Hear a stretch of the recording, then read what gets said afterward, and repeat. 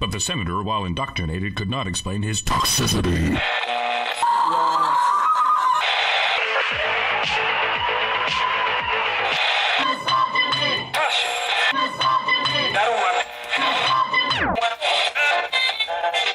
You should not listen to men's rights advocates if you want to know what they have to say.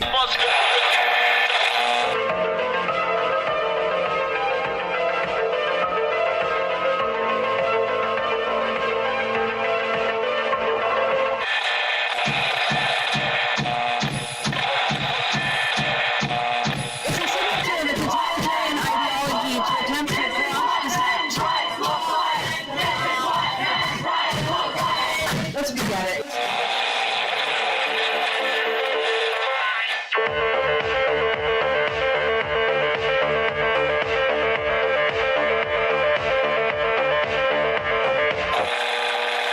Number ZZ9 plural Z alpha. Number ZZ9.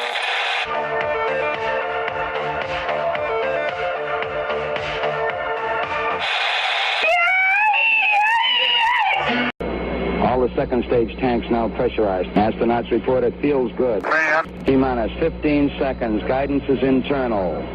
12, 11, 10, 9. Ignition sequence start. 6, 5, 4, 3, 2, 1.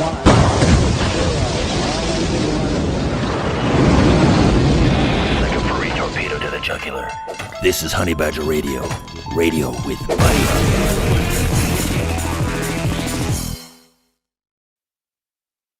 Hello and welcome to HBR Talk 387.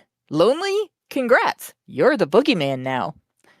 I'm your host, Hannah Wallen, here with Nonsense Annihilator, Lauren Brooks, and the personification of perceptivity, Mike Stevenson.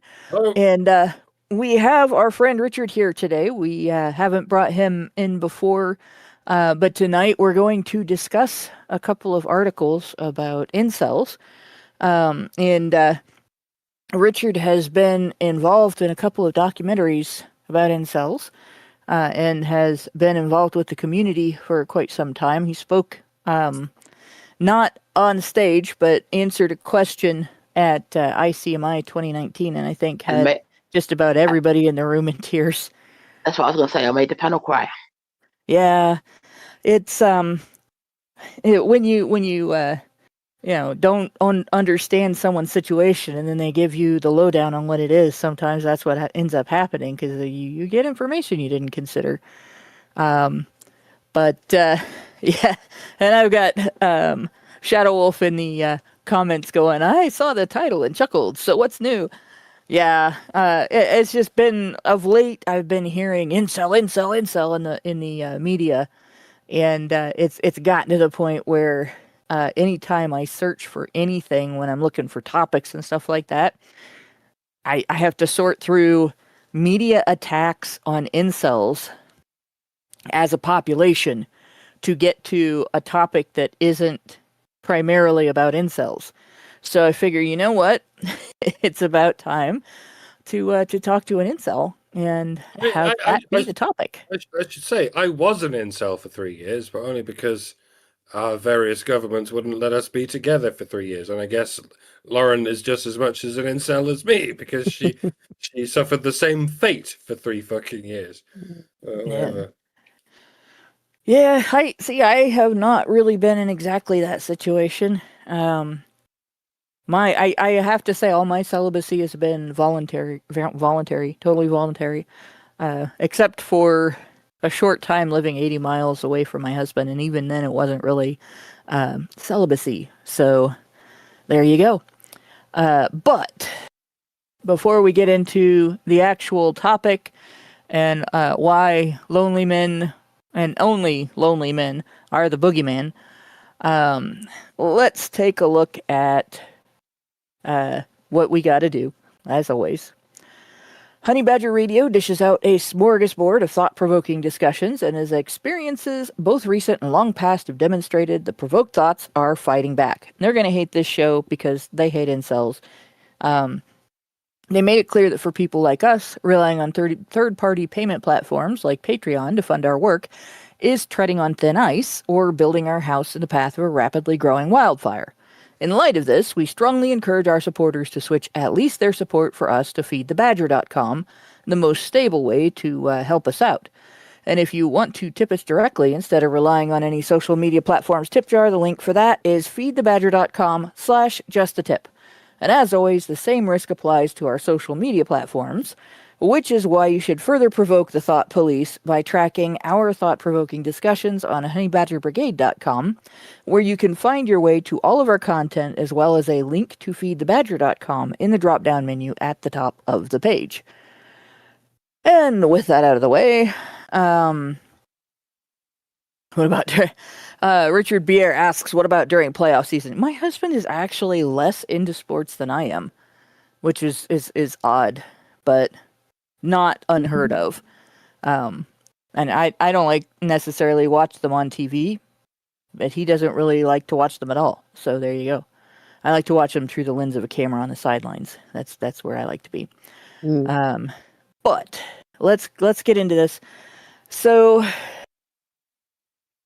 a while back, Richard sent me an article about a documentary that he was interviewed for, and then the guy didn't use his interview. And I was looking for that, and then he sent me these two articles, and I was thinking we would go over these today. And these are, I'm just going to scroll here so you can see, these are short. If I turned something like this in high school as an essay, I would have gotten an F. But apparently it counts as an article in The Guardian if you put big enough pictures in between in your day. In your day, Hannah, you needed to present, sources and evidence and logic rather than just incels bad, kill all the incels. That would get you an A star in school nowadays. Just saying. Yeah. Well, and also your essay had to say something. And there had to be some sort of rationale, right? But this one's similarly short. It's not quite as, well, yeah, it is quite as short as the other one. I mistook the ad for more article. So, yeah, just a few paragraphs each one there. They're not new articles, but they're articles that once I started, skimming them, we have to look at these. And the first thing that struck me is I always wonder with Guardian writers if it's a pseudonym or if it's actually the person's last name.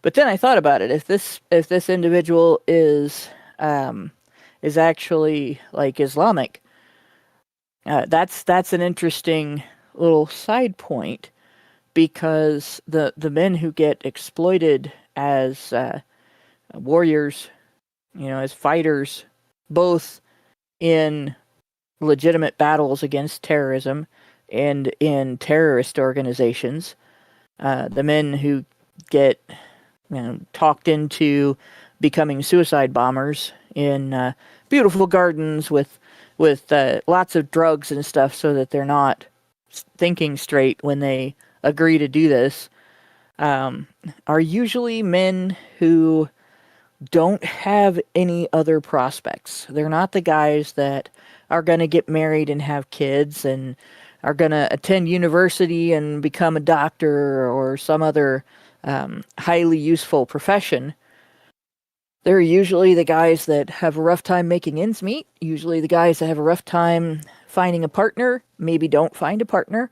Incels are the ones that get exploited by governments and organizations, terrorist organizations all over the world as cannon fodder. Well, it's okay to waste this guy, right? And that's their attitude toward him. So it's funny to see the subject addressed, in that manner, by an individual that a lot of times when people in the U.S. will read an article written by someone from the UK, or someone in the UK, I should say, with a last name like that, we wonder how long that individual has been there, based on the immigration situation in the UK. Akbar, without the H, just means great. Yeah. Hence how Allahu Akbar means God. Yeah. Great. It's like if your last name is good, which I guess is topical in a way. Yeah.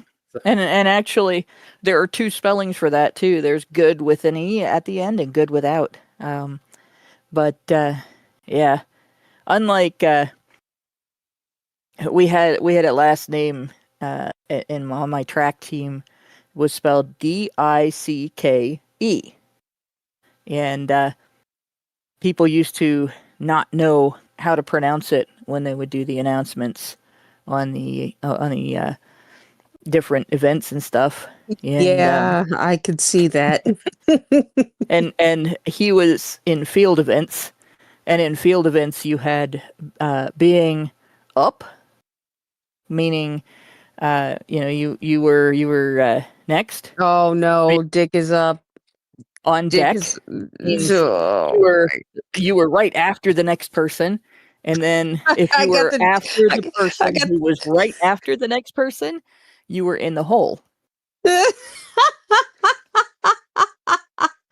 So my track coach, every time they mispronounced it over the loudspeakers, they'd start out so and so, up, so and so on deck, and then they wouldn't say anything, and he would know, and he'd be running up the stands going, "It's Dickie!"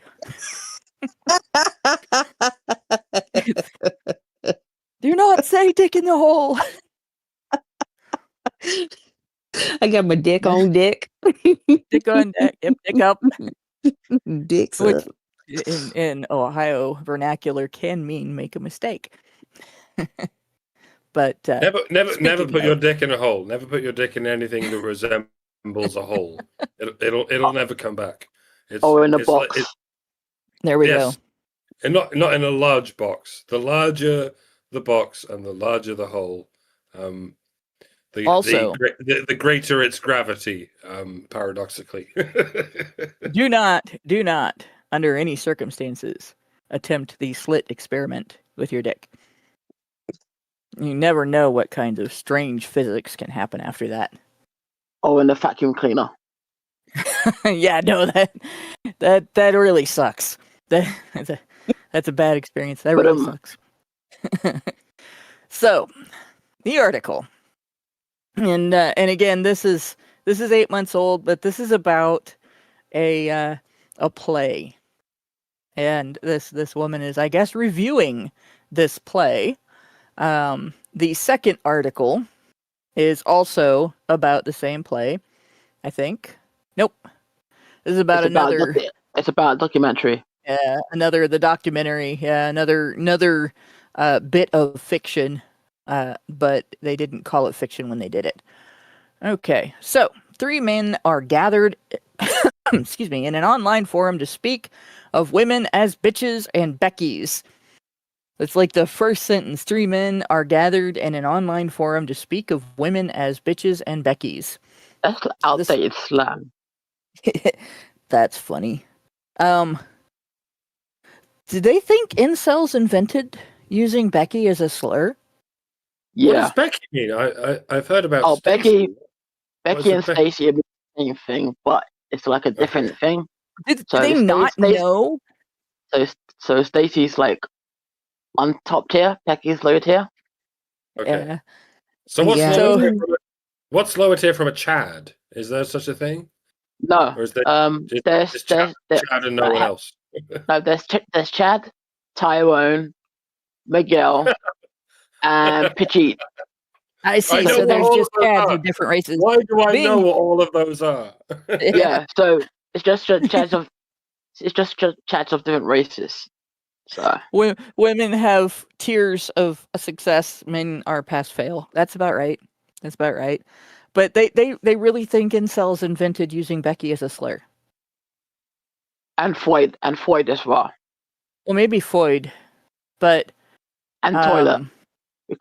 Incels call women toilets now as well. So I mean, so now no comment. Now it's gone for full circle. International Men's Day happens on World Toilet Day, so it's World Women's Day. They've never heard the song though. They've never heard, "Oh my God, Becky, would you look at her butt?" I think everybody's heard that song. Yeah. Even Seamus heard that song. Yeah, I'm sorry, but that's not an invention. Incels picked it up clearly, but yeah. Okay. International Men's Day is now world. That's women can't leave anything alone. These are incels. Of course, this is a woman writing about incels too, so there you go. Who boast a coded vocabulary of hate and valorize male celibacy. A coded vocabulary of hate.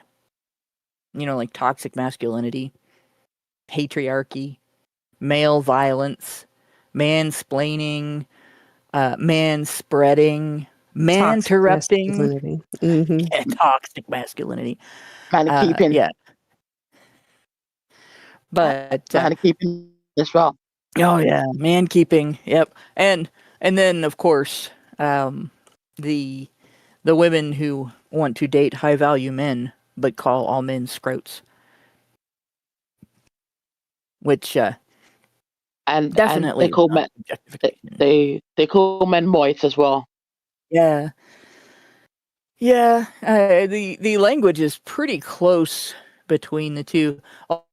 Although I think feminists kind of beat incels in terms of hateful terminology, because patriarchy is just their word for blaming all things that they're upset about in the world on the idea of men being in positions of responsibility that women won't do. But they still get laid and they still be in a relationship though. So why are they complaining? Yeah, that's true. And now these are fictional characters, by the way. So they came up with these fictional characters. That is until a fourth man among them has sex. Apparently, that's supposed to be a sin or something, I guess. The opening scene is the morning after, and the woman he spent the night with stands hovering behind his laptop. So their names are Cuckboy, Ghost, and Crusher. Cuckboy and his fellow incels, Ghost, Crusher, and Einstein. Oh, geez. Are volubly and virulently anti-women. This all sounds like the new Wu-Tang Clan. Well, I mean...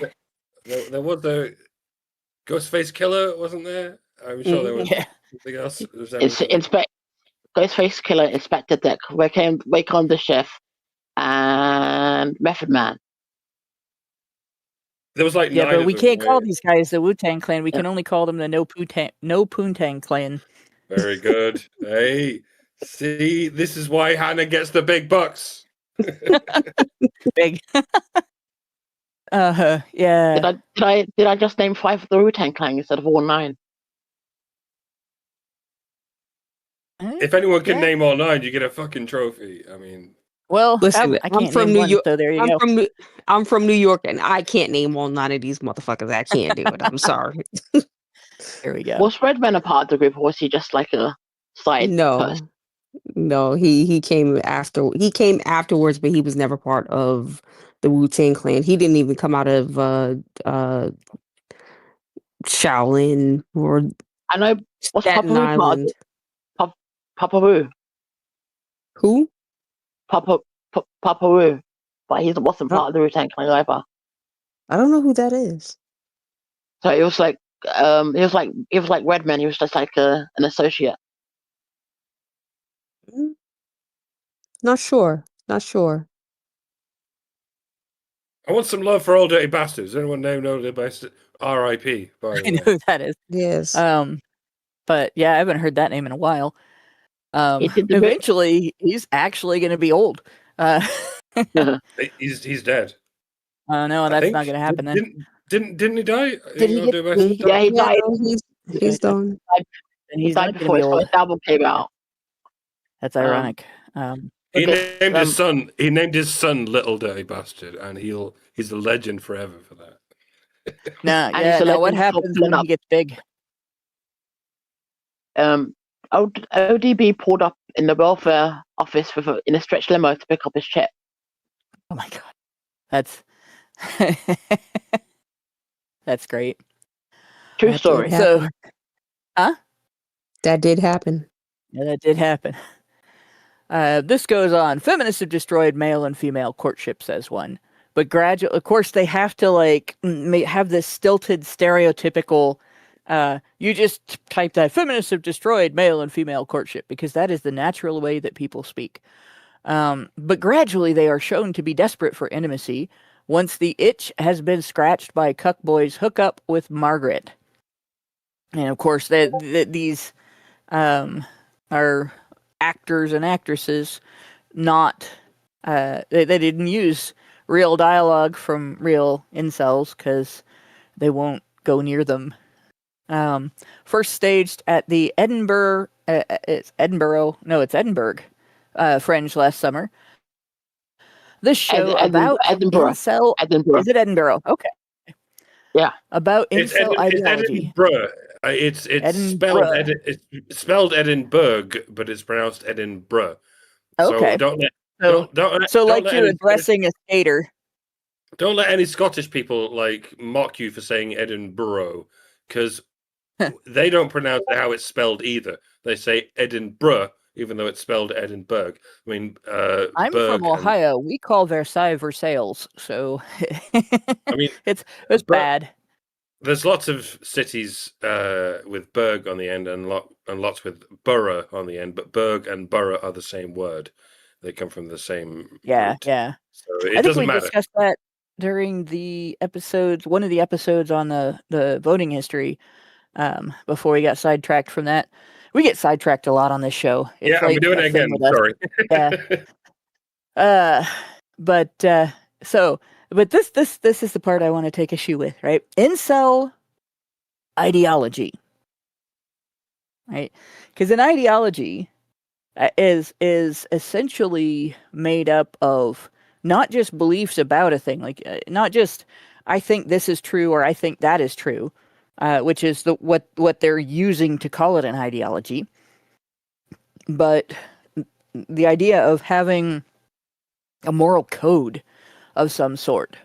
Like feminist ideology revolves around a sense of female victimhood, the belief that women's perpetual historical victimhood is true, but their moral code is, and when I say moral, I'm not talking about ethics, guys, so not all morals are good, right? But their moral code involves getting their own back, having a right to it, and fighting for legislative change to get their own back, based on this idea of female victimhood.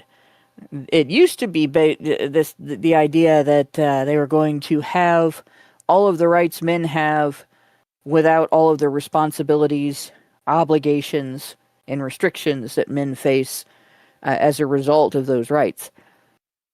But they sort of threw that over once they got that and weren't fully satisfied, and so now they want more. That's an ideology. You know, we could be said to have an ideology in that most men's rights activists have a goal in their activism of encouraging the public to our morality is essentially, if something is a human right, it's everybody's right. And so we want to encourage the public to accept that idea and move the Overton window on areas where that isn't the case, where something is treated as a human right, but then only women have that right. And either, look at it and say, is this really a right? Or, and if it is, then there has to be a way to respect that right for men. And if you can't do that, then maybe it's not really a right. But I don't know. what do you think, Richard? Do you think incels actually have an ideology, a set of goals, common goals, and a moral code, things that they want to change in the world? We don't really have a moral code or want to change anything in the world because all incels want is like a partner that's a girlfriend that's really into them. That's all they want. They don't really want any political change or anything like that. So it's not Doesn't really sound like an ideology. no, It sounds it's like not really. most people. It's not because men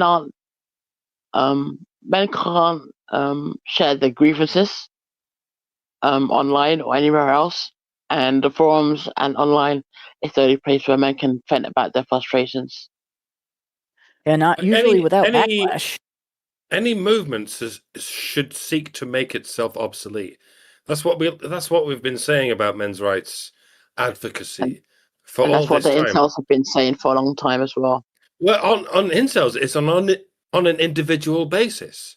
Like if at any point they actually, get what they want, just enjoy an organic relationship with another human being. Incels, then they won't be incels anymore. Yeah, the incel problem will go away if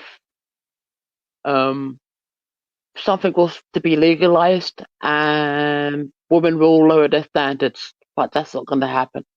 Yeah, I don't like the claim that women's standards are high, because a lot of times it's not height, it's toxicity, right? Mm-hmm. And I mentioned this, I think, on the Tuesday show too. I think a lot of times women forget about things that are important, like if somebody has a good moral or ethical code of his own. One of the things that really attracted me to my husband was I always knew if I wasn't sure in a group of people, what was going on, he was a guy that I would tell it to me straight, even if he thought I might be upset with what he said to me. And, he didn't coddle me. And that was important. And that I think is a high standard. I want somebody who tells me the truth, even if it takes courage to say it, because of what my reaction might be. And, I got together with a guy who is very, very, very bright and a very, very strong personality. And, he's physically strong too, but a strong personality. And if he had not been handsome, I still would have gotten together with him. I dated guys that other gals were like, why are you going out with that guy? He's short. Why are you going out with that guy? He's not good looking. Why are you going out with that guy? He's half bald. And each one had qualities that were very important to me. They just weren't. I think appearance is a shallow quality when you make it your primary thing. It doesn't mean that you can't have standards for appearance. I don't think I've ever dated anybody that was a complete slob, for instance. I've probably always been the complete slob in the relationship. But I think it's a toxic standard to think that your guy has to be the handsomest guy in the room by other women's standards. I think I married the handsomest guy in the world. And nobody can tell me any different. And that's it. And you did not marry me, Hannah, so you gotta... No, I married the handsomest guy in the world. Like the guy that I'm in love with, right? Whatever. And that's the way that is. He is, and again, like I said, nobody can tell me different, and I'm always going to have that bias. My sister-in-law says it's not true. She married the handsomest guy in the world, and that's not having a toxic standard. That's seeing, beauty in the person that you love. And I hate when I hear, oh, women have high standards. No, they don't. They have bitchy standards, right? And it's why they go for movie characters, because not the actor. He wasn't the hottest guy on the planet until he played Loki. I never heard of him until he played Loki. And I haven't heard of anything else he's ever done. But women went apeshit for the guy that played Loki because of the character being the god of mischief. And so they like guys that have that, maybe that Chad look to a degree, and a bit effeminate to a degree, but they like the idea that they're taming something. And, well, yeah, he's bad where everyone else is concerned, but I've tamed him, and that's ego and vanity, right? That's a toxic standard. Yeah, women are very often subjective about these things, and because they're so subjective, they always look upwards. It's called hypergamy. Even if they get Tom, what's his name, the guy who played Loki, they would still think, well, he's not quite enough, and so they would go upwards to fucking Chris Hemsworth or whatever, or to one of the really buff Avengers. And even then, they would think, "What about the strongest man in the world competition? Look at all these guys. They can lift fucking 50-kilogram Atlas stones and shove them over their head. I want to be with one of them." But once they're one of them, they'll go, "Well, he's a bit too fat. I want a guy who's a bit in the middle." And then they go back in that direction, and then they go back and forth forever, because they don't know what they want. Yeah. That's the problem with women. They don't. They don't have, they don't look ahead with these things. They don't have an idea. They don't have a design for life. Or it sounds too sinister. They just can't make do with what they have. They want something else, and then something else, and then something else. And yes, I'm sure there are some men who have that problem as well, and that's why so many rich, powerful, influential men can keep going through all these divorces, because they never have quite the right woman. But it's, in terms of men, this only affects the very richest of men. I mean, even Trump is quite happy with Melania, and even most rich, influential men are quite happy with whatever women they have. I mean, rich men. There's this meme about a millionaire wants this perfect Greek goddess of a wife, but a billionaire is quite happy with this ragged-looking fucking prostitute that you'd likely find in a toilet in a club, in a fucking New York club, and that. It's all up in the air with men. Men just want women who are nice to them. They're quite happy with a slightly ugly woman who's nice to them. But women, they're not interested in a man who's nice to them. They want a man who they can show off to their female friends. And and they want him on a leash. And that's going to change, because their female friends are going to change their desires depending on what's trendy at the time. It could be a goth guy. It could be a fucking new romantic guy. It could be a fucking bricklayer guy. It could be a trucker guy. It depends what the fucking media is telling them to find attractive at the time.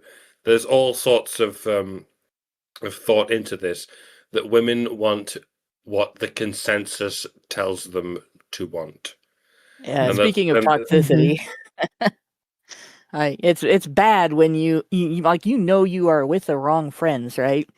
If they meet your partner, and your partner, goes home, and the first thing they say is, "Oh my God, girl, what's the matter with you? What is with that shirt he was wearing?"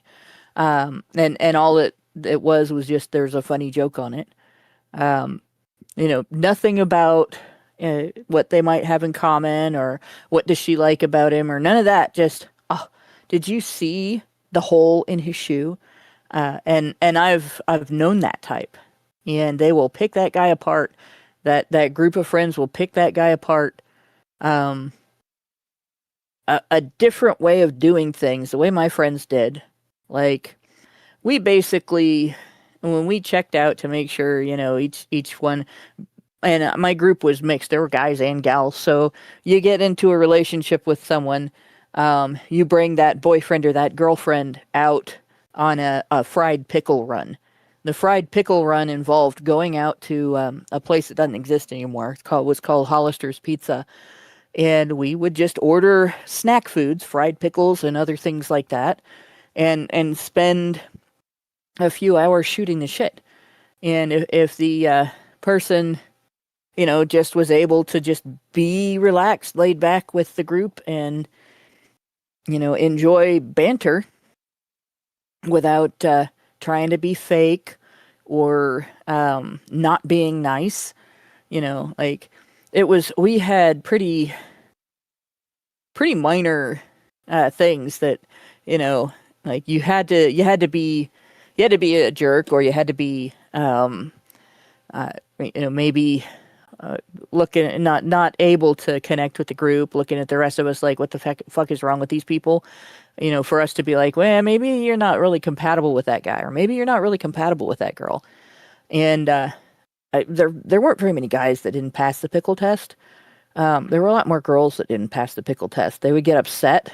The first thing they would do, right, get upset when they find out their new boyfriend has friends that are female. Like, that's a big no-no. You can't have friends that are female. What are you doing? You can't sit next to her. You're here with me. Even though you're sitting next to me and she's on the other side, you're sitting next to her. That's not okay. That's not kosher. And then you get that kind of thing going on. Then it's like, you're heading for trouble, dude. But you didn't see that with a lot of guys, right? You didn't see very many guys not find a niche in the group and be like, telling stupid jokes and talking about their experiences and stuff like that. So I don't know. I always thought of the pickle test as a partner vetting test, but it really vetted more women than men. So, but yeah, you are right, Richard. If women could have more reasonable standards, they would open up to more men. The incel problem would be solved, and so would the imitation incel problem that happens with gals, where they call themselves incels. But yeah, femcells. Femcells are kind of like faux cells. They don't exist. Yeah, they might refer to themselves as femcells. They might feel that way about it.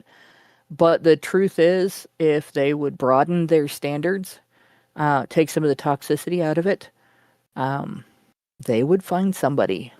Yeah, as far as I'm concerned, there's no such thing as a female incel. Just like, Hannah, you often say there's no such thing as misogyny. I don't know if I would go that far, but that's another subject. But if a woman who's a 3 is willing to settle down with a man who's a 3, we wouldn't have any of these problems when it comes to the relationship between men and women. We wouldn't have these low birth rate problems. So we wouldn't have this problem of sustaining our society. If a woman who's a 5 can happily settle with a man who's a 5, or even if a woman who's an 8 can happily settle with a man who's an 8, everything would be fine. But we have this problem where women can't settle for anything less than 5 stages above her. And if she's anything above a stage 5, that means there is literally no man who's good enough for her. So go on. The PUAs have done a lot of damage as well. Yes. Yeah. You want to elaborate on that one? Because I agree, but I want to hear your take on it. So a PUA will sleep with a 5, thinking she will get that same type of PUA guy to be in a relationship with, and that 5 will get a big head because she got to sleep with a PUA and stuff like that, and the cycle. So the PUA might have a slow, see that 5 as a slump buster because he was going through a drought, and the woman not knowing, Go on. So so and the woman not knowing that she's a slump buster, thinking that she could get a guy to commit to that, for that PUA to commit to her because they just want the relationship. They don't want the actual act, so to speak. That is a really solid point, and it really rests on how differently a lot of guys look at sex from how a lot of women look at sex, right? women look at sex as something. Most women look at sex as something that they give to men. They don't think of it as something they do with men, and so when a man gets that from them, they think of it as a contract. Well, now you owe me something because I gave you something, and they don't think of it as a moment of intimacy and care and love until after you're married, and then it's you have to romance me because sex has to be intimate and caring and loving, in our marriage, not hot and passionate, and so on. And you get this attitude of you owe me because I opened my legs for you. That women will talk about men having that attitude. You owe me because I bought you dinner. But when it really comes down to it, I think it's more disrespectful to think to presume the other person's boundaries to be erased entirely, not just for one night, not just maybe I might have a chance with you because I showed you that I can be what you want by providing for a night, but now you are not allowed to be a separate person from me anymore. We're a couple because I opened my legs for you. It just something about that just sort of strikes me the same way as going to pick something up and you think it's clean and your hand comes away slimy. It's just not right? And I think that with I understood that reference. yeah, I think that with the sexual revolution and its effect on women's attitudes, they've become more reprehensible in their treatment of the opposite sex around treating sex as a transaction than PUAs have been. The PUAs make two mistakes in my book. One of them is what Richard described. The other one is that they teach guys to settle for just sex, just getting laid, and getting laid as much as possible. And I mean, getting laid is nice. We all can agree that it's fun, but I wouldn't know. Well, okay, that's fair. But I mean, we can pretty much agree, though. Like you've said before, incels want the relationship. They want to be with a woman, and they want to be in a sexual relationship. But just getting laid by itself with no attachment actually is damaging and harmful. And doing that over and over again and splitting yourself off from that person is kind of like, it does the same kind of damage to you psychologically that seeking adrenaline rushes or using steroids or otherwise taking your body to extremes can do to your heart. And so it's not healthy. And the other thing that happens with that is you put yourself in a position that when you do want somebody to be a partner with, to trust you and that you can trust, it becomes a lot harder to find that person because you've seen the most degrading and disgusting elements of the opposite sex now. And you always have to wonder if that's what you've partnered with. It's why it's harder to get into relationships after a divorce when you're the one that's been mistreated, cheated on, abused, whatever. Which cheating is abuse too. But so they teach guys to settle instead of holding women to a standard and reserving themselves for someone that they can trust. And by doing what they do with regard to women and what they do with regard to men, they've kind of degraded things a little bit. Although I think feminists have done a lot more harm, significantly more harm, based on what they've taught women to expect, and what they've taught women to demand, and what they've taught women that they're worth, and all that kind of shit. So, yeah. But on the subject of this play, this is kind of interesting. This writer notes that these incels are desperate for intimacy, and it's only shown because the itch has been scratched by Cuckboy's hookup. So first stage, let's see, I read that part already. A black comedy by Dublin-based writer Jamie Sykes, who directs to. It takes the high-stakes decision to eke laughter from a culture based on hate. They always say that, and sometimes murderous terror. And of course, that's going to cite the same list of killers that aren't incels. All I do is watch training videos. Yes. Oh, you misogynist. Wait. Yeah, that's really kind of funny. What is a culture based on hate and sometimes murderous terror? I mean, well, obviously it's watching trains. Oh, watching trains and bus videos. Oh yeah, buses. And canal videos.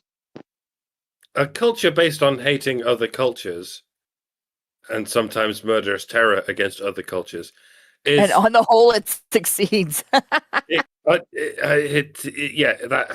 is how it's worked for all of human history, and that's why there have been wars, because the cultures that have survived on hating other cultures to the point of murderous terror, just in case there's any chance of being warred to death, being invaded and slaughtered to death, i.e. war, by other cultures. And guess who they sent in to be cannon fodder? Men. Yeah, but mostly men, and most of them are young and unmarried. Many of them are incels. But I don't want to let it slide that there's another kind of culture based on hate, and that's a culture based on hating your own culture and murderous terror against your own culture. That's what we're seeing in Minnesota at this point. A culture based on hating its own culture, and sometimes murderous terror against its own culture, where the only thing you hate and the only thing you murderously terrorize is those who are trying to maintain your own culture. And this is very much a recent phenomenon. So let's not let that slide. Like that's not what we're dealing with right now. I hesitate to say the word lycophobia because I say it every time we do a fucking stream. But yeah, that is another kind of hate and murderous terror. Like a culture based on xenophobia is, checks notes, every culture ever. Yeah. We can dull that down. We can simmer that down so that we don't go like fucking providing billions of dollars of war effort to other cultures. But we can keep ourselves to ourselves and love ourselves to ourselves. Do you see how that's not xenophobia? That's just loving your own kind. But that's what leftists, for want of a better word, call hate. Loving your own kind is what these fucking leftist fuckers call hate. Yeah, they get very upset about it, especially when men do it. Women are supposed to be, they're supposed to be a sisterhood, blah blah blah, which never works out all that well. But yeah, men are not allowed to have any kind of fraternity, camaraderie, none of that shit. Stop fraternizing with each other. That's very bad, men. In fact, we shouldn't even call it fraternizing because that masculinizes it. Right? Stop humanizing with each other, men. There we go. But it's interesting because in the first paragraph, she's talking about how desperate they are for intimacy, but in the next paragraph, they hate women. So I don't know, man. And I haven't really I've only seen a few things from incel forums because a lot of times it's what somebody posts something. This came from an incel forum, and then I got to go find, where it came from if I can, and see what they actually talk about in there. And most of the time, it's video games. It's not women. So, and I don't know if it's even an incel forum.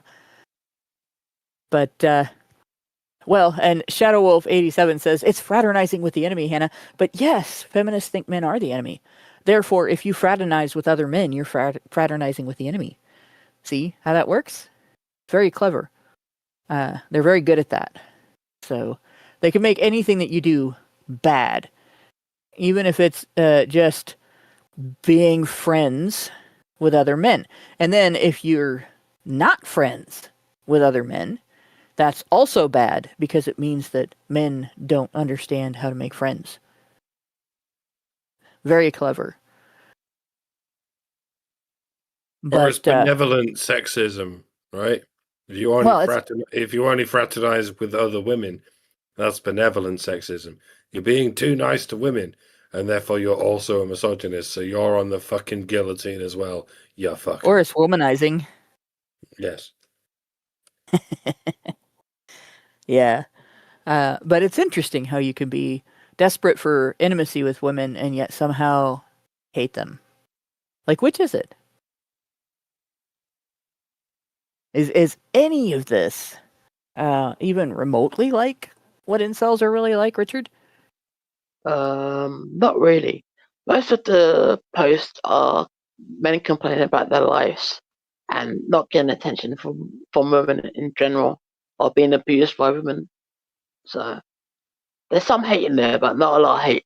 So yeah, complaining about being abused isn't hate. That's just talking about your experiences. I mean, if we decided that complaining about being abused was hate, then every feminist forum would be a hate forum. They complain about it whether it happens or not. There's some resentment, but it's not hate. So yeah, well, that makes sense. Let's see, I can think of immediately, I mean, if you're dealing with people whose standards are toxic and they have a tendency to be abusive toward you, those might be two of the things that are probably subjects of statements of resentment. yeah. So some incels are like very short. So they're like 5'7", 5'6", and they're like average looking, and they still can't get a date. Yeah. I don't know what it is, women thinking they gotta be taller or be shorter than the guy they're with.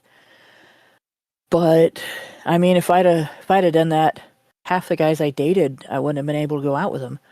I'm kind of tall. I'm not like super tall, but I was 5'9" when I was in my peak height. Middle age now, so I'm shrinking. But I hung out with a lot of girls that were shorter than me, and they had that hang up.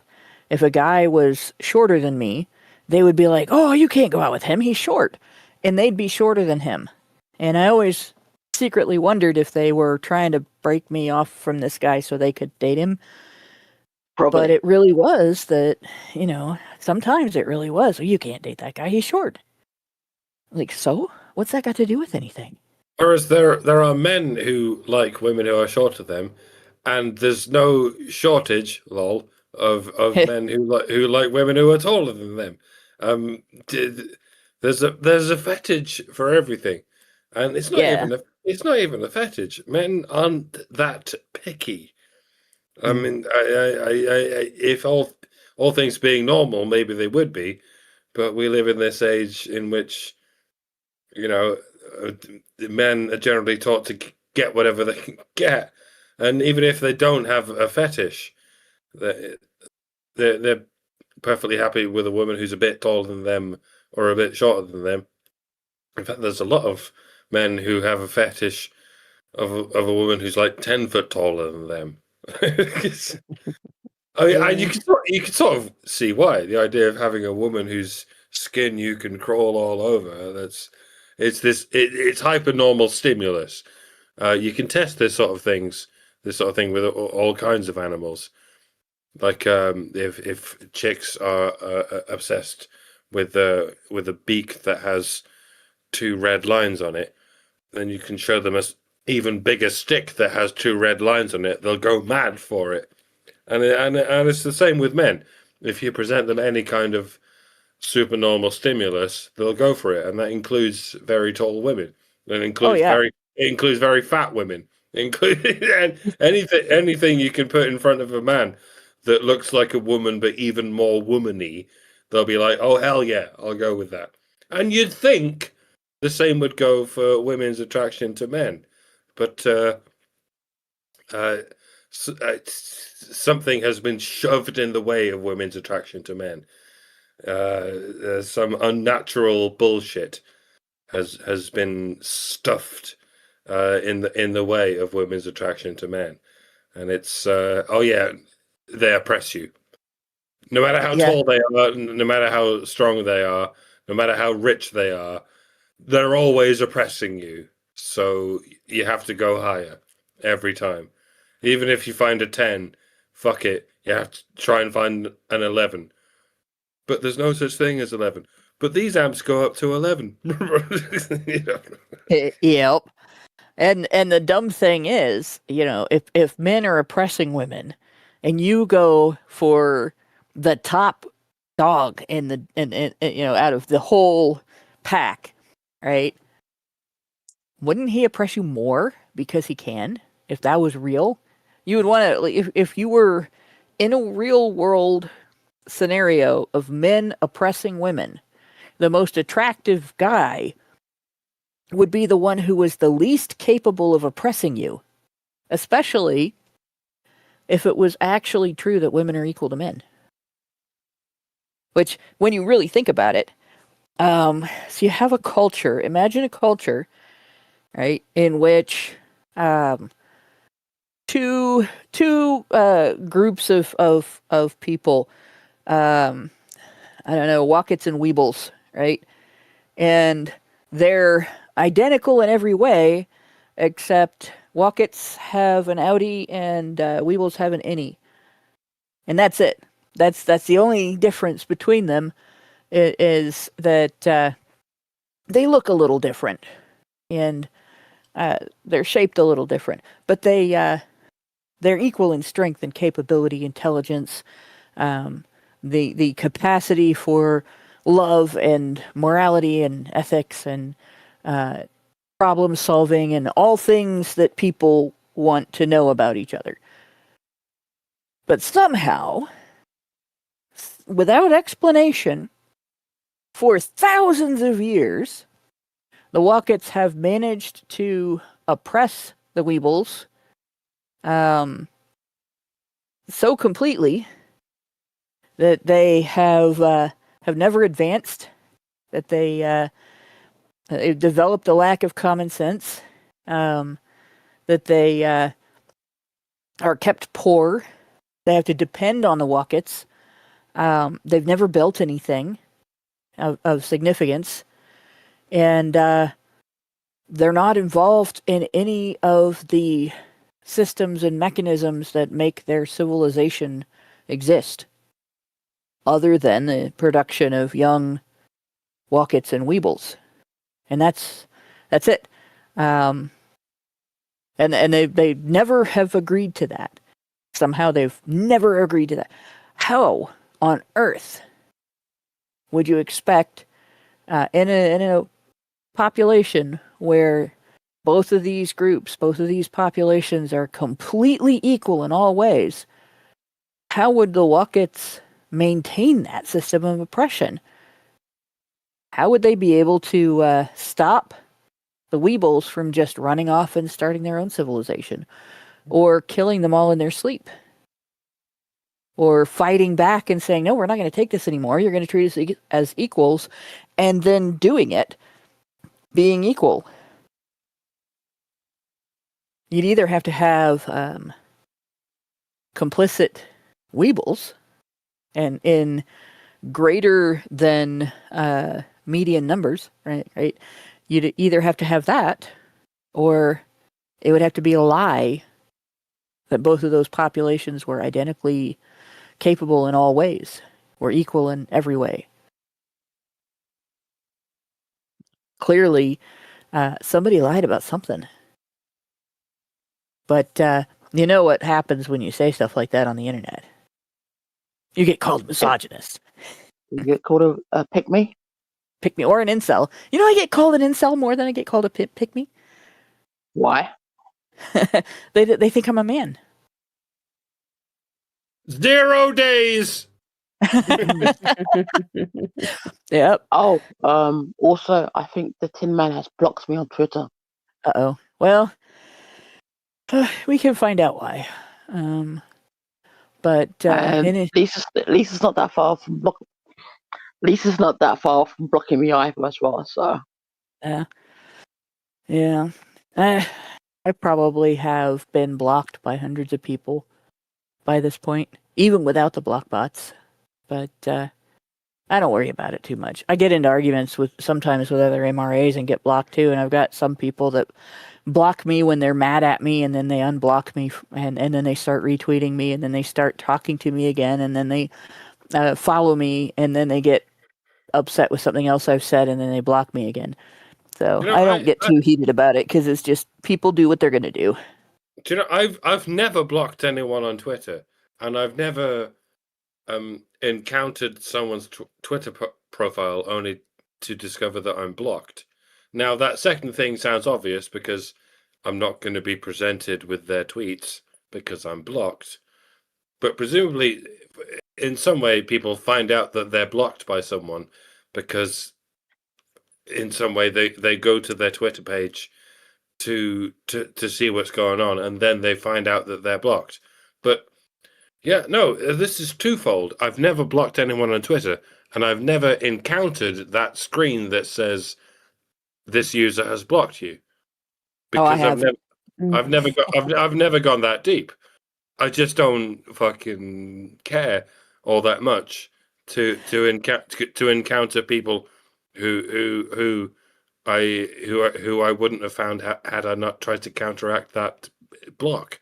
Like, have you ever been in a conversation with someone on Twitter, and you've had back and forth comments going back between you, and then all of a sudden you go to respond to something that they said or answer a question they asked you, and it says that you can't? I've avoided doing that. Okay, that's why. See, if you have conversations, and you have conversations with people other than your friends on like, I have a lot of conversations with people who are in arguments with feminists or tradcons. Actually, tradcons can be meaner than feminists sometimes. But in any case, you get into a conversation, and there's I've had conversations I've been in where there's 30 people in the conversation.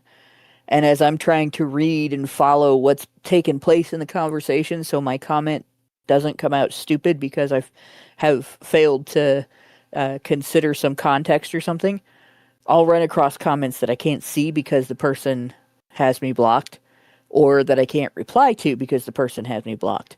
And now, if there's a comment thread and the original post is by someone who has you blocked, you can't reply to the whole thread. Sometimes I feel like telling you, Hannah, you don't fucking need to argue with these idiots. Well, who says I do it because I need to? No, I'm saying sometimes I feel like saying this, but you get all the way to the end of the road where they fucking block you, and you finally get to see this person has blocked you, and you go, win. Whereas I just as soon as I feel like this person is wasting my time, I just stop fucking talking to them. I might getting blocked getting blocked in that situation is kind of like achieving a KO in a bar fight. Yeah, whereas I might mute them because I don't want to block anyone. I want to keep my record of having never blocked anyone strong. But you can still mute them. so that they can keep screaming into the void, thinking you can hear them. But if you block them, they'll just keep screaming until they just stop fucking doing it. But that's the way I do it. I try I'll to tell you keep what I this, really miss. I try to keep this Zen aspect of things. Like just don't talk to them.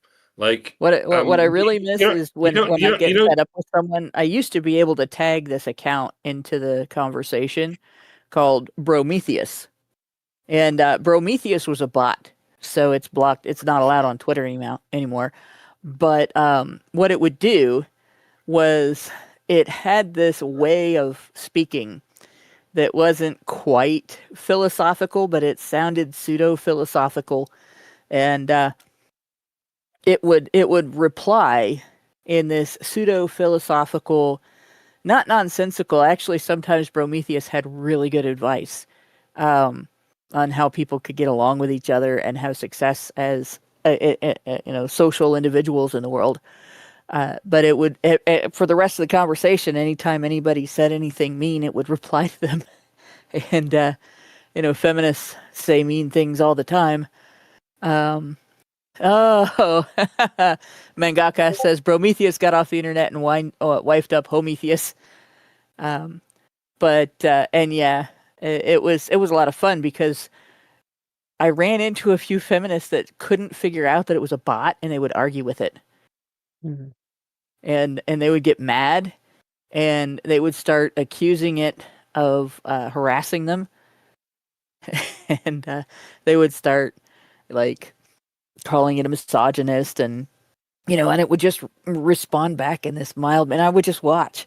Like, I watched one gal go on a 3-day bender attacking Prometheus and getting back these kind-hearted, mild-mannered, philosophical-sounding, chill pill replies, and she never figured out that it was a bot.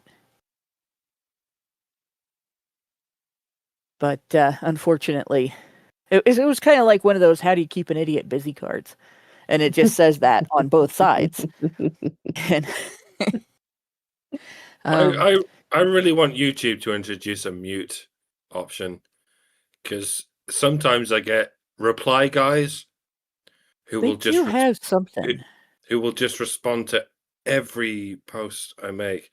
You can whitelist commenters, and I think you can blacklist commenters on YouTube. I've never used that function, but I'm pretty sure that it offers both. But I've trained myself to do it by myself, because I'll still get these notifications from these reply guys, and I've just trained myself to go, oh, it's that guy. Yeah. No, don't even read it. Just go. Yeah. Bye-bye. Not interested. And that's the top end of how you achieve Zen. You just go. See, now, nope, not interested. There's a lesson in this, though. Men need to do that with low quality women. Exactly. Full circle. Well done. Which was the advice Richard gave when he talked about what PUAs do wrong. They don't do that with low quality women. They fail at that. And we talk about the ratings system. Usually, that mostly rides on looks, right? You're a 5 if you're halfway pretty. You're a 10 if you're drop dead gorgeous. If you back in the original Dungeons and Dragons days, if you had a comeliness of 18, right, then you're a 10. But honestly, I would rather be with someone that had a comeliness score of 5, but was a really cool person who was a lot of fun to talk to, and was a really great problem solver. Right? If I was, especially if I was dating women, I would worry a lot more about those personality characteristics. It's even more of a serious issue when you're dating female partners than male partners. Because a female partner can lie to the state about you and take everything you have and get you locked up for years and years for nothing. You did nothing, right? So, and like that character matters a hell of a lot more than looks. But, and I guess that's just. I think that's pretty solid advice, and I think that's probably the biggest disservice the PUA community does to guys is it puts them at risk for that experience. Right? There's no way to protect yourself when you're engaging with women in any type of relationship-oriented scenario, whether you're having sex or just dating without having sex or hanging out and hoping to get a date or flirting, even working at a job and maintaining a professional relationship that's completely platonic. You still can get that, go through that experience. A woman lies about you and you lose your job. Or worse, you get prosecuted. Yeah, that's pickup artistry is dangerous for men. Not because it puts them at risk of not being able to find the right woman, although it does that as well, because you flood yourself with bad examples. But because it puts men at risk of being put in jail by one of those bad examples. But going on with this play, like this play is I'm already thinking I wouldn't be able to sit through 5 minutes of this play. Visually, it has a ludicrous setup, actors carrying aluminum frames in lieu of laptop scenes, and here's where that's what this image is. This guy looks thrilled to be there, by the way. Let's see. Which, when they glitch or are turned off, show characters comically frozen on the screen. The script sometimes elicits sympathy for these men. How dare it do that? Oh my god. Sympathy for men who might be lonely and need emotional support for their circumstances. How dare they? I lost my place. That does piss me off. Like, it sometimes elicits sympathy for these men, some of whom were terribly bullied boys once, and then it goes straight from they were terribly bullied boys to all of whom are evidently lonely, inadequate outsiders. Their contempt for women turns your stomach, but their loathing is turned inward too. Like, you can't be sympathetic for more than a split second there, can you? With graphic self-hatred, depression, and an almost fetished attitude towards suicide, although the drama does not go further into that darkness. So it's not really a fetish towards suicide, it's more of a suicide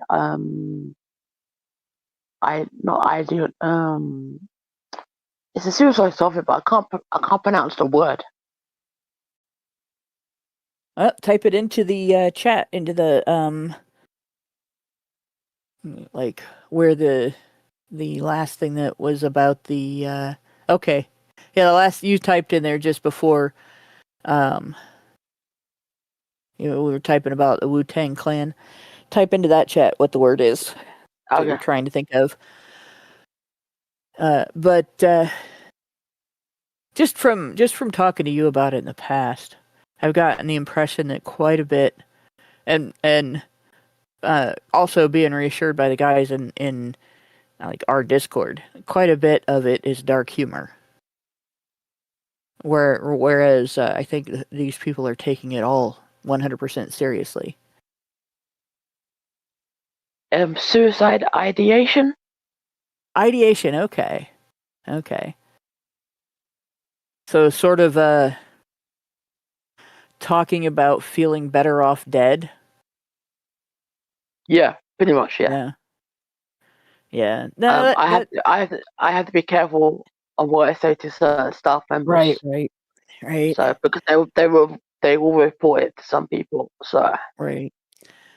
But it does, in a way, it makes sense. I mean, if you're in a situation where you feel like you can't find your place in society, right? You can't find your niche, and you don't have the social connections and support that people usually need, that causes depression, and depression can cause suicidal ideation, right?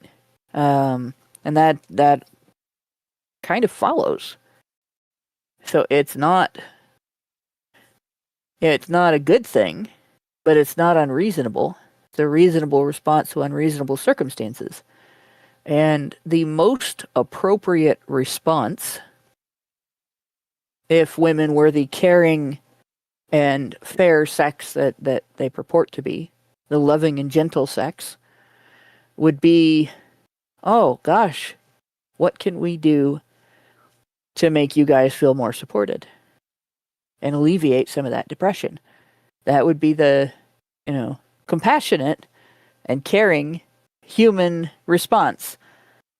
A group of people that's in pain, you see a group of people that's in pain, and your goal then would be, what can we do to reduce that pain and strengthen them against it? That's what women expect from men. That's what women demand from men, even over mundane things. But then it takes an adult to actually deliver on that, and women have stopped reaching adulthood. This is one I really have a rough time with other women because of this. Go ahead, Richard. It's whenever women start to get male attention, that's when they stop growing. Yeah. That's fitting too. Ego is a killer of self-assessment and self-criticism, and without those things, it's hard to have personal growth.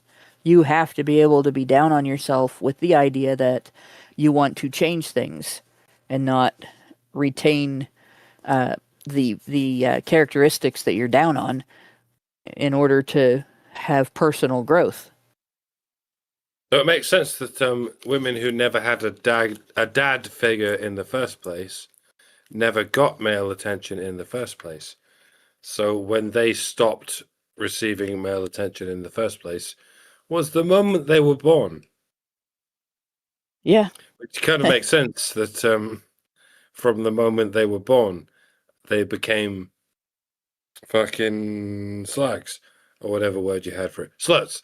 Well, slags is a bit more a broader topic. Well, no, it's about the same. Women who were never afforded the boundaries of male attention. In any given context, never appreciate those boundaries, where they're told that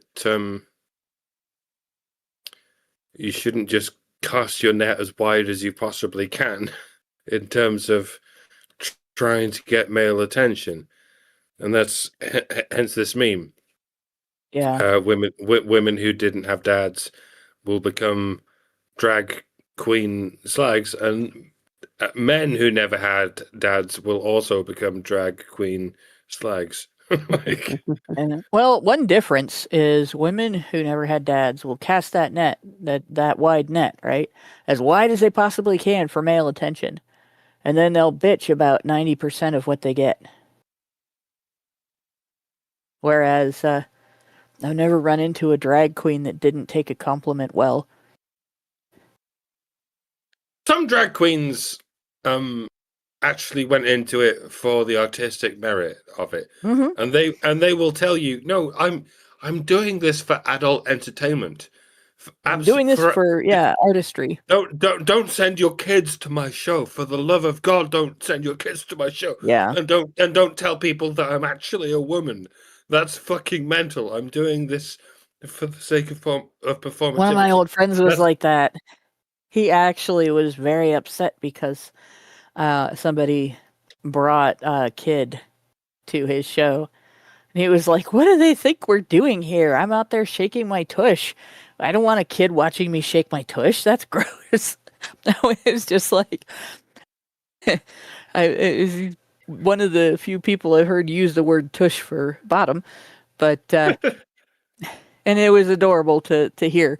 But at the same time, I mean, I understand the point. Like, you're embarrassed to act like that in front of a child because a child hasn't reached the age of being able to enjoy that and understand it. For a child to see that is creepy for the child. And so you'd feel like a creep being watched by a child. And that would be very upsetting. I remember going to a wedding reception when I was like 13, and there was this belly dancer turning up. Oh yeah. And I was incredibly embarrassed, even though I was 13. I had these fucking hormones fucking flowing through myself, and I was like, "This is horrible. I can't yeah. I can't get on board with this. This isn't." It'd be like I don't know. It'd be like being a teenage girl at a wedding, and they have an entertainer show up in a banana hammock almost. Which that would be more like what you'd see at a bachelorette party, right? Or I guess in some places they call it a hen party. But I don't think people realize exactly what happens with boys' raging hormones unless they were a boy once either. Like girls, women, they really don't understand the difference. Like our hormones get out of whack when we're in our adolescence and stuff. And we get all emotional and everything too. But I don't think we are as affected by visuals as guys are. And we don't have things like random erections that guys have to go through. And I cannot imagine how that must feel. And then the other thing, like the one thing that I was able to support my son going through that I think my mom didn't understand with my brother was when he hit the age where you just start getting, for a while, you start getting mad at everything because your hormones are out of whack. That happened to me when I was a teenager because I was on steroids for asthma. So I understood. And he was like, Mom, I don't know why I'm mad. And I was like, it's okay. It's because you're a teenager and you just have to ride it out. You know? But my mom would be like, well, if you don't understand why you're mad, then there's something wrong with you. And my dad had to explain to her, no, this just happens to boys. And she grew up with her brothers, but they shielded her from that because she was a girl. And I think that's part of the problem with girls. I think we grow up shielded from way too much stuff. And it's always been a benefit for me that I grew up in a neighborhood where there weren't as many girls as there were boys. And so I didn't get shielded from as much of it. And yeah, the some tweet I heard recently about the difference between boys getting raped by their teachers and girls getting raped by their teachers, heterosexually, respectively, is that girls want romance. So when they get raped by their male teachers, it doesn't count as romance, and so they get traumatized. Whereas boys just want sex; they don't want romance. They just want to get They just want to get their junk shuffled and what have you. But this flies in the face of what I was talking about now. I sat there as a 13-year-old watching a belly dancer dance in front of me, and I was like, "This is really uncomfortable." I don't know why. It's creepy. It's like, because I don't just want sexual stimulation. But when I was 13, and when you when you read more into the outcomes that boys experience after they have been raped by their teacher. You run into numerous stories of boys who ended up attempting suicide after the breakup of the relationship or during the relationship because they didn't want the relationship or because they couldn't emotionally handle the relationship. Yeah, if a woman of almost any age, though, presumably a younger age, if my teacher had come up to me and expressed an actual romantic interest in me, and like being all "I love you" and stuff, I might have got pulled into that. I might have been like, "Oh yay, I've got something going on here," and I would have been like, "Okay, let's do this."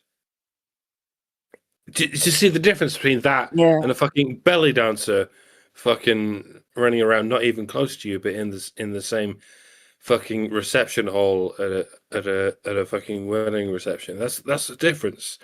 Like, just this reception of sexual images, it makes teenage boys feel kind of weird. Not all of us, obviously. Maybe I'm a bit fucking ADHD, maybe a bit autistic or something. But yeah, and there are some teenage boys that are a bit oversexed, and they would have been like, "Oh, but you know, just people like to excuse this idea of teachers seducing boys, as if to say boys just want sex. That's all they want. They just want friction on their genitals. No, good God, no. Like, that's all you're doing there is just portraying boys as like fucking chimpanzees that just want friction. They're just animals that just want animal sex. No, they're not. Like, boys are they're much like girls. They want an emotional connection, and if they are presented with that emotional connection from a teacher who just wants to fucking rape them, then they are just as vulnerable to that as a teenage girl is. Which is why that's why the most dangerous man alive, according to feminists, banned from Australia for being a pickup artist. I'm not talking about the one everybody's thinking of now, but y'all remember Roosh? Got married, settled down, and he went religious and completely dropped out of the spotlight. Get out of here. Wow. Yeah. Good for him. Because he found partnership instead of just sex. Mm-hmm. And I think most people want that.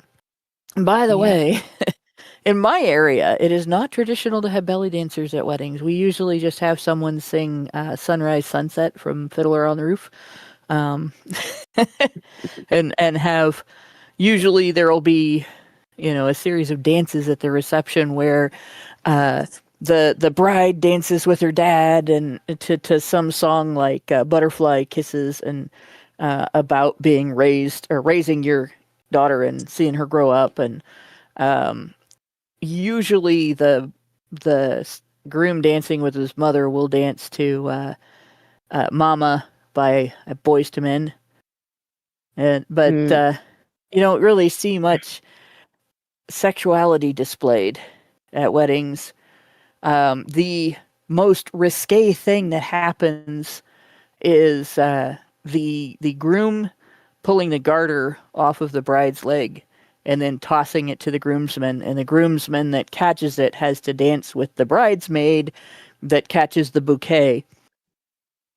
And that's it. And the level of sexuality involved there depends on how high up the bride has placed the garter when she put it on before the wedding.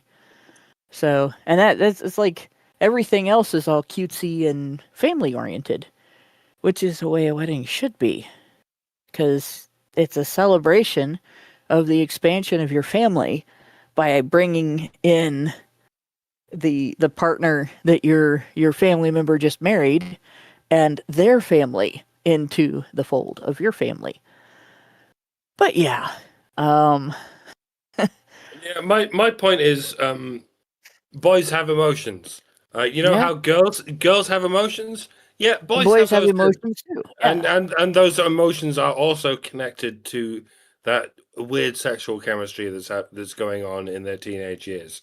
So yeah, but don't rape teenage girls and don't rape teenage boys either. A fucking adult doing that shit to a boy is just yeah, as harmful as an adult that's doing to a that girl. to to a teenage girl. Don't do it, Yep. please. And And don't and people don't and who don't fucking go on going, oh nice, he just enjoyed it. Please don't do that. Like, no, please, don't do for the that. love of God, it's all fucking nonsense at the end of the day. Please. In fact, people will do that to boys. Well, they won't acknowledge that girls also have that. They don't realize how bad it was until later. Right? Mm. I had a friend in my 4-H club who, when she hit high school, I was still in junior high, and one of the junior high school teachers, in fact, my first track coach, um, he raped her, and that's not the way she saw it. She saw it as he was her boyfriend. And the reason he got caught was because the guidance counselor at my school, she built a rapport with the girls in the school, that she was counseling on where to go to college and stuff like that, by making small talk about their boyfriends. And this girl makes small talk about her boyfriend and lets slip that they're having sex. Well, then she lets slip who it is. And of course, the guidance counselor is like, wait a minute, that's not a boyfriend. And of course, has to go and get the girl helped out and everything. And she was very distraught over the situation initially because she felt like she had gotten him into trouble wrongly, when in fact, she had been victimized. And it's society will help a girl in that situation to understand, no, you've been victimized and you can recover from this, and that's not the way a relationship works, and and so on. And they'll give her therapy and all kinds of things because she's female, and they can recognize her victimhood. But if it had been, well, when it was the boy who was raped by my gym teacher, she was just let go by the school. She didn't go spend any years in jail. And I don't think anybody treated him like he'd been victimized. There were people that treated him like he had done something wrong, and she got in trouble for it. And to my knowledge, she moved on to another school and ended up teaching there. And this woman was a equal opportunity perv, by the way. She used to watch us in the shower, under the guise of making sure that we did our proper hygienic, like a bunch of 15, 16-year-old girls with raging hormones that are crushing on at least one guy in the school are going to run around being stinky after gym class, because that'll definitely get us a date. But yeah, she would actually stand in the doorway of the shower with a clipboard and watch to make sure that we washed up, which, now looking back, I don't believe that that's what she was concerned about. So, but in any case, it's treated completely differently when the victim is a boy or when the perpetrator is a woman. When parents complained about her doing that in the locker room, they treated it like she was just being overzealous about hygiene.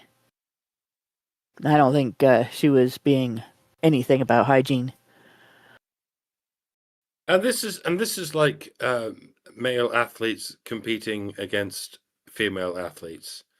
Like, well, it's not quite the same, but I mean, it is basically that. I mean, it's even worse in a way. It depends on the sport. In the way that men are physically stronger than women. I mean, who is sexually stronger, men or women? Yeah, I mean, it's about the same. It depends on the sport.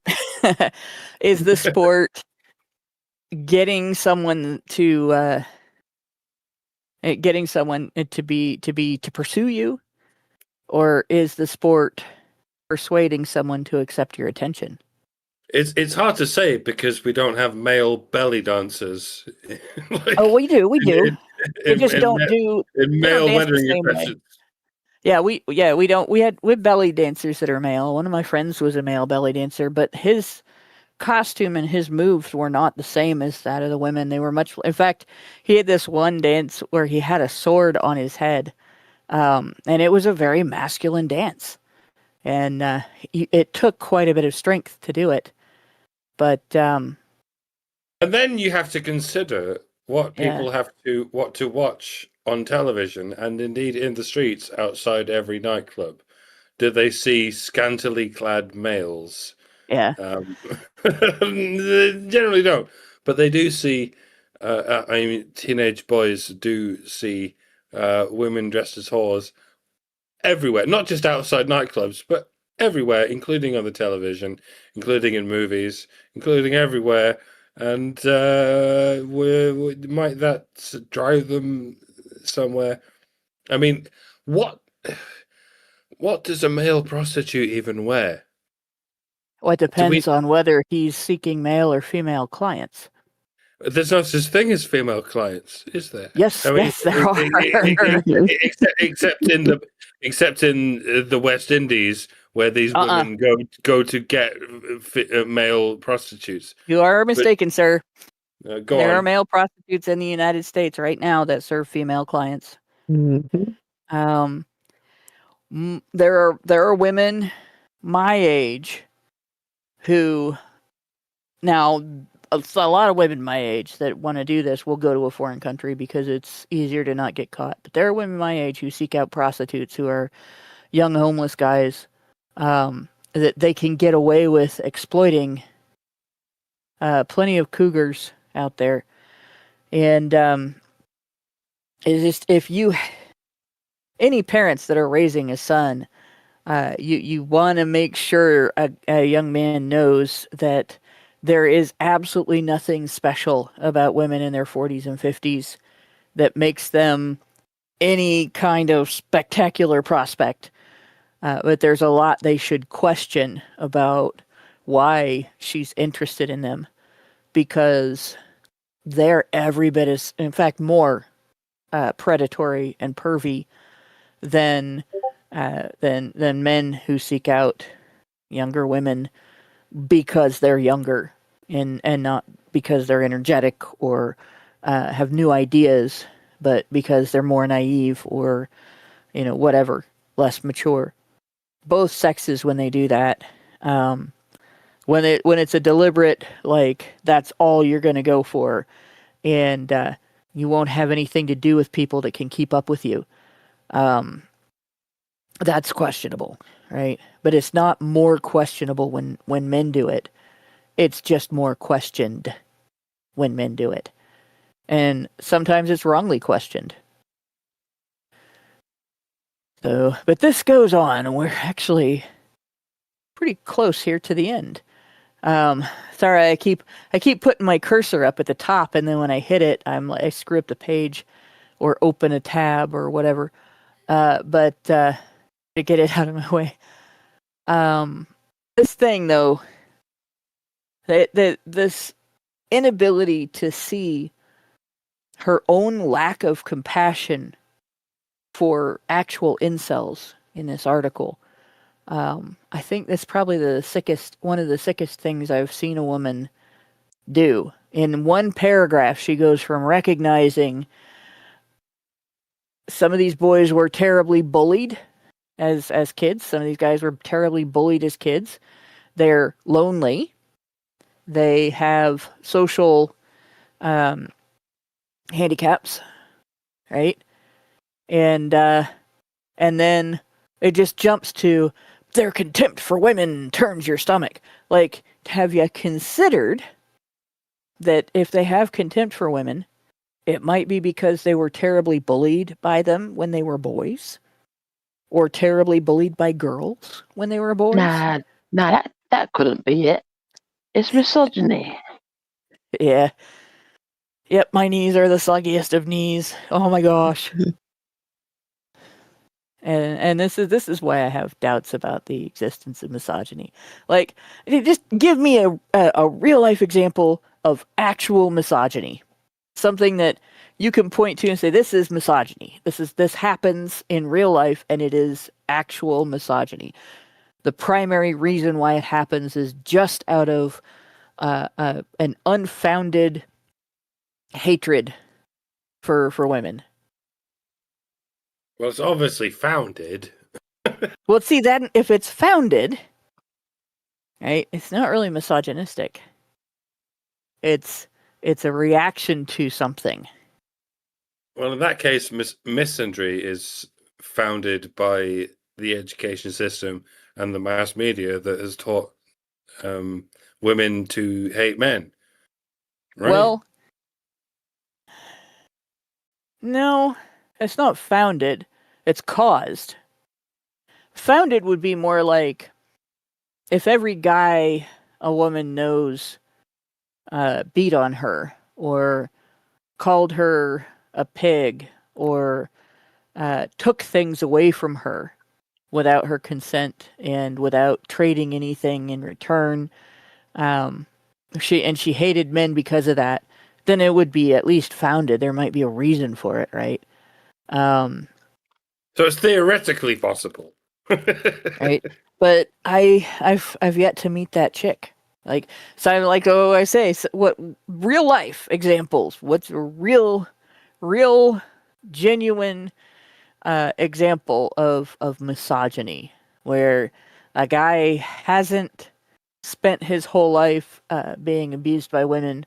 He hasn't been divorced. He hasn't been rejected. Nothing has given him due cause to feel this way, but he's just misogynistic because he looks down on women for no reason. Like that's I haven't run into that. Anytime I've run into a guy that other people would call misogynistic, when you examine his behavior, you trace it back to something that women have done or some way that women have failed him and now he doesn't trust them. His mother was abusive. He's been raped by a woman. He's been lied about by a woman. The first one, the second one, and the third one. Yeah, see, and so when you misogynist, it's like, okay, but I've got a good reason. Well, yeah, that's what I would say. Misogyny is possible, but it exists for a good reason. Right? But misandry, when you run into misandry, it's almost never like that. Like, there are women who have been rape victims, and yeah, you could hate men for that if that was your only experience, right? But most women have counter experiences to that. Like my whole life, sure, there were a very small handful of guys that did horrible things to me, and a small handful of girls also that did horrible things to me. My main experience, though, my most common experience with male human beings of all ages has been that they've tried to help me in some way during their association with me. Like that's helpfulness has been the primary quality of masculinity that I have encountered. And the most common characteristic that I encounter in men and boys. And it's been that way at every stage of my life, from men and boys during that stage of my life.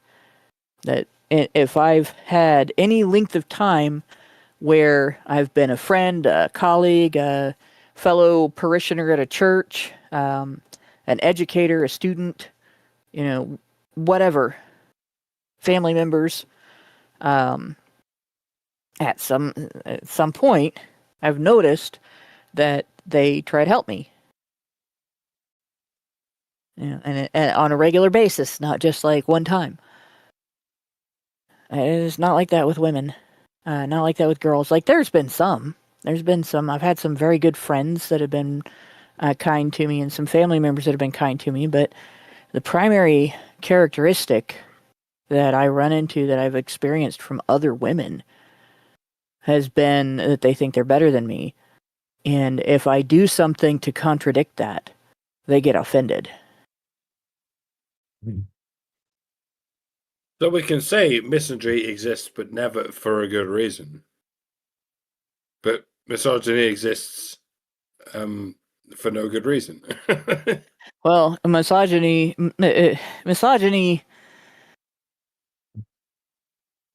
I would put misogyny in a total different category than misandry because of that, right? Misandry exists because women generalize one individual to the entire male population, right?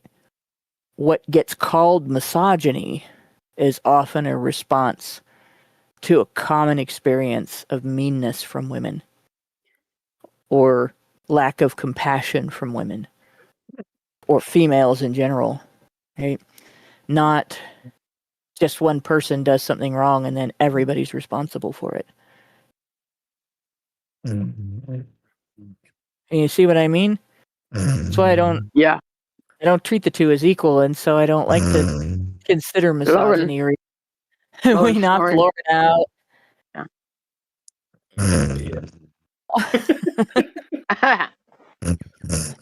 Does she know how cute she is? Almost got to wake Lauren up.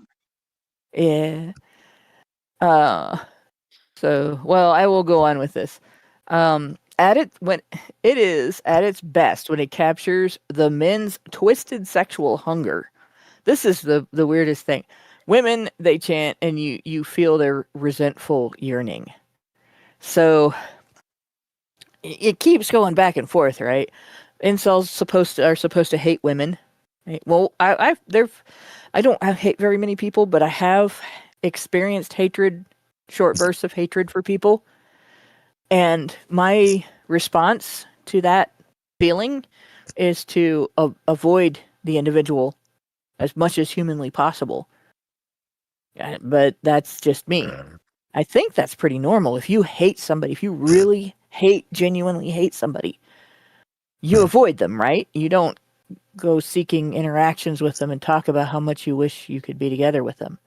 But we get women in the forums both on occasion to come in and disrupt the forums a lot. Get women on the what? Oh, the forums? Yeah. Yeah. Do they come in to talk because they consider themselves incels more often, or because they want to gawk at the incels? Gawk and get attention. That's kind of gross.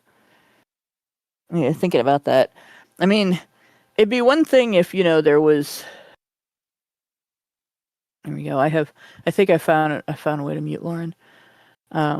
Hopefully that doesn't keep her from talking if she wakes up. But like, it'd be one thing if you had a forum where there was discussion about politics or gaming, and it was a debate forum, and somebody would lurk just to see what people are thinking. But to leer at other people's pain is gross. And that's how we get insult tears on Reddit. Cheetah Pete's. Yep. Oh, they know who I am as well. So. Oh well. See, then you're famous. Only in the incel community, and on Kiwi farms as well. Oh gosh, Kiwi farms. It was really cool when Kiwi farms disappeared for a while. It's about the most I can say about Kiwi farms. But yeah, considering this complete, again, that lack of compassion, right? Wanting to have intimacy, wanting to have a partner is a twisted sexual hunger when men experience it. That's what she's communicating here. But society is more sympathetic towards femcells than incels. Yeah. Yeah. Wanting to have a male partner is similarly toxic as a man who wants to have a female partner. There you go. You see how that works? Yeah. I mean, there can be toxic things about your ideas about relationships, right? PUAs, I think it's the idea that sex is transactional and relationships have to be transactional. That's toxic. When you make a good relationship by finding somebody with whom you have common values, common goals and interests, that you like to spend time with that person and you like to hear what they have to say and you like to tell them what you have to say and they enjoy hearing it and they enjoy telling you what's on their mind. You have shared dreams basically and you share them with each other and enjoy the sharing. And of course intimacy, sexual intimacy. But you don't want to make that into something that I did this for you, now you owe me something, right? I got you an expensive gift for your birthday, so for my birthday you have to get me something expensive. People who keep tabs like that in relationships, that drives me nuts. And I think that's toxic. And I think the idea that you have to manipulate someone into being loyal to you is toxic. And the idea that you have to have your loyalty has to be earned after your love has been earned, and you've made a commitment to somebody, that your loyalty has to continue to be earned by anything other than meeting loyalty with loyalty, right? You just build mutual trust in a real relationship. You build mutual trust and mutual dedication, and it's you and your partner against the world in a lot of ways. But this toxic idea that people have, where it's got to be, the guy's got to continually romance the woman in order to keep her interested in him, and she's got to continually seduce him in order to keep him interested. Not because it's fun, but just to keep him interested, because it is fun to seduce, and it is fun to romance your partner too. And both sexes should get to do the fun parts of that, right? But it's toxic to think that one has to do those things, or it's goodbye to the relationship. But so you can have toxic reasons for them, but I don't think that's what's going on with incels. It seems to me that this writer has mentioned a desire for intimacy and then referred to it as a twisted sexual hunger, as if that's all they cared about. And Richard, didn't you say that incels want relationships? Yeah, pretty much. They want relationships, basically. So, but people keep saying they should go see a sex worker, but that's not what they want. So, because a sex worker is somebody that gets paid to leave after sex, essentially. basically, Yeah, which isn't really that much of a relationship. Yeah, I'm. I think. By the way, that first place I heard that was Paul Elam, and I think that he may have originated that. But a sex worker, it doesn't get paid. Doesn't get paid just for sex. She gets paid to leave after sex. And I think a lot of women do not understand like the difference between a man just wanting to get laid and wanting a woman to leave afterward, and a man wanting a companion. That's probably why so many women suck at companionship. Charlie Sheen used to say that a lot as well. Yeah, that's probably where it originated, actually. It sounds like the kind of perfect smartass comment he made make. One of my favorite smartasses. But yeah, so goes on. The actors give a thoroughly fabulous performances. Oh, of course she would like those performances because they portray men the way she wants to see them. And the show includes breakouts of music. Oh God, it's a musical about incels. That's a train wreck. Of music and movement that archly reflect the men's sexual frustration in dance. And turn into expressions of inner turmoil with wavy-armed Kate Bush-style emoting. These interludes are very amusing, but perhaps repeated too often to a lessened effect. Oh, it gets old. Margaret is too conveniently a journalist who wants to find out what makes these men tick. So this play actually targeted Namakeits? Does she? I think it's like a stand-in for her, I guess. Wow, they really hated her. Wow. All too conveniently, she makes all the intellectual counter-challenging arguments against inceldom, throwing the Magdalene laundries and Irish laws around contraception into the mix. Okay, what are the Magdalene laundries? This is something that I am unfamiliar with.